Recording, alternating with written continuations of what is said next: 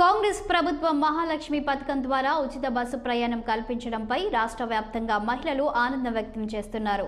ఈ నేపథ్యంలో ఉచిత బస్సు ప్రయాణం కల్పించినందుకు ఉమ్మడి మహబూబ్ నగర్ జిల్లాలోని మహిళలు సీఎం కేసీఆర్, సీఎం రేవంత్ రెడ్డికి ధన్యవాదాలు తెలిపారు. అధికారంలోకి వచ్చిన వెంటనే మహిళల గురించి ఆలోచించిన మొదటి వ్యక్తి అని కొనియాడారు.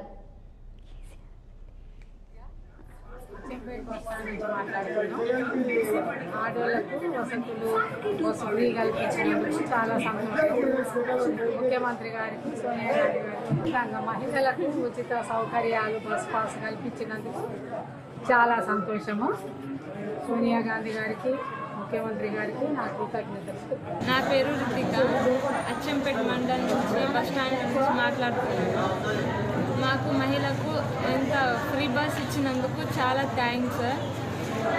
సీఎం రేవంత్ రెడ్డి సార్కి చాలా థ్యాంక్స్ చెప్పాలని అనుకుంటున్నాను. అచ్చంపేట మా కొన్నాళ్ళకి వచ్చినాం, మళ్ళీ పోతున్నా పిరి. మాకు ఆనందం ఉన్నది. మళ్ళీ రేవంత్ రెడ్డి మళ్ళీ 5 ఏళ్ళు గెలిపిస్తాం. ఈ 5 ఏళ్ళు కాక మళ్ళీ 5 ఏళ్ళు ఇట్లే మంచిగా చూస్తే మాకు పింఛన్ మంచిగా చేయాలి. మాకు 4000, 5000, గ్యాస్ 500 అన్నారు, కరెంటు పిరి అన్నారు.